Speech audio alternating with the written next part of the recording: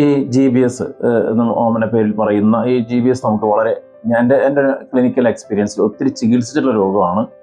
അതേസമയം വളരെ പെട്ടെന്ന് റിസൾട്ട്, അതായത് ഇപ്പോൾ നമുക്കൊരു മുട്ടുവേദന മാറ്റാനോ അല്ലെങ്കിൽ രക്തവാതം മാറ്റാനുള്ള ബുദ്ധിമുട്ട് പോലെയൊന്നും ഒരിക്കലും ബുദ്ധിമുട്ടില്ലാത്തൊരു രോഗം കൂടിയാണ് GBS എന്ന് പറയുന്നത്. പലപ്പോഴും നമ്മൾ ആയുർവേദം എന്ന് പറയുമ്പോൾ ചെയ്യുന്ന ഒരു ചില മണ്ടത്തരങ്ങളുണ്ട്. കാലുകൾക്ക് ബലം കിട്ടുന്നില്ല, അങ്ങനെയെങ്കിൽ നമുക്ക് എണ്ണ തേച്ച് ശക്തിപ്പെടുത്താൻ നോക്കും. ഈ ഗുള്ളൻബാരി പോലെയുള്ള സ്ഥലങ്ങളിൽ എണ്ണ വയ്ക്കുന്നതും അല്ലെങ്കിൽ ചൂട് കൊടുക്കുന്നതും എല്ലാം കൂടുതൽ അവസ്ഥയെ മോശമാക്കുകയാണ് ഉണ്ടാവുക. ഒരിക്കലും എണ്ണ തേക്കരുത് എന്നുള്ളതിൻ്റെ ആദ്യത്തെ പ്രിൻസിപ്പിൾ, അല്ലെങ്കിൽ തലയിൽ എണ്ണ തേക്കുക, അല്ലെങ്കിൽ കാലുകളിൽ എണ്ണ തേക്കുക, അല്ലെങ്കിൽ കാലുകൾക്ക് ബലം കിട്ടാനായിട്ട് പ്രോട്ടീൻ ഇൻടേക്ക് കൂട്ടുക.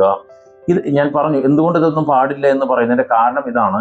ബിക്കോസ് ഒരു പനി വന്നിട്ട് പൂർണ്ണമായിട്ടും മാറാതെ അത് ഞരമ്പുകളിൽ ആശ്രയിച്ച് നിൽക്കുമ്പോഴാണ് ഈ ഗുള്ളൻബാരി സിൻഡ്രോം എന്ന് പറയുന്ന രോഗം ഉണ്ടാകുന്നത്.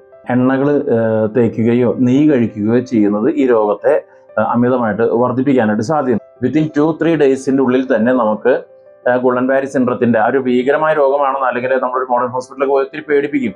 വലിയ പ്രശ്നമാണ്, പെട്ടെന്ന് നടക്കാൻ പറ്റുന്നില്ല, അങ്ങനെയൊക്കെ പറയുന്ന രോഗത്തെ ആണെങ്കിൽ പോലും നമുക്ക് വിത്തിൻ 2-3 ഡേയ്സ് കൊണ്ട് റിക്കവറി കൊടുക്കാൻ പറ്റുന്ന രോഗമാണ് ഈ ഗുള്ളൻബാരി എന്നൊക്കെ പറയുന്നത്.